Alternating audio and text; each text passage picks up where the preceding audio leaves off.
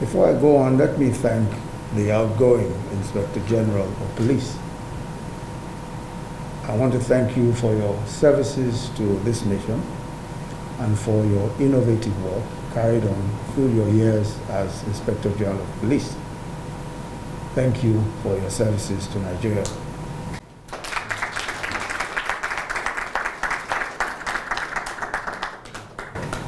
IG, you are assuming office at a very turbulent time in the life of our country. There are multiple threats to law, order, and public safety.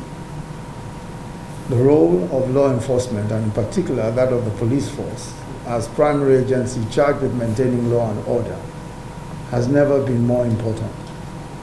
The police is our institution of first resort, the first line of defense against crime and anarchy, and the first sign of the strength of the state.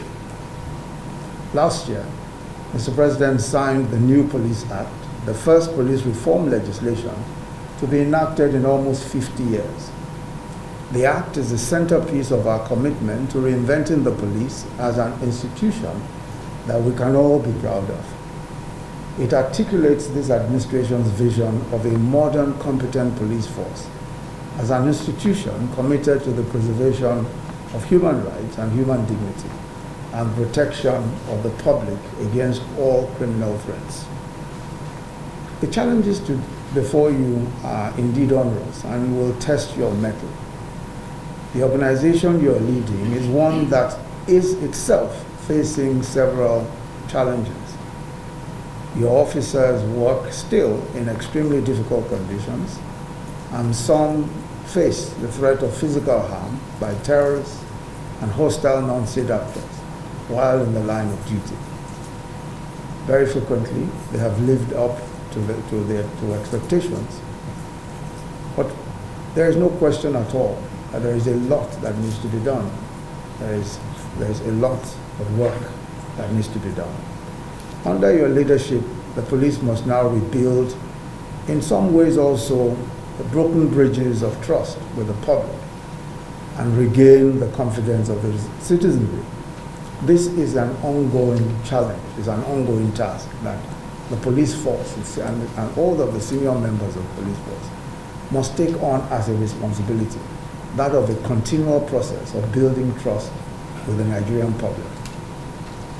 One of the ways it can do this is by implementing the community policing policy, which had already taken off, and reconceptualizing policing as a task carried out in partnership with local communities and by officers who are members of these localities.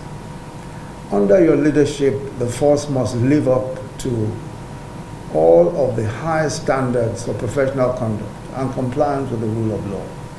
It must significantly improve the welfare and working conditions of its officers, while rapidly scaling up its forensic, logistical, and operational capacities to meet today's challenges.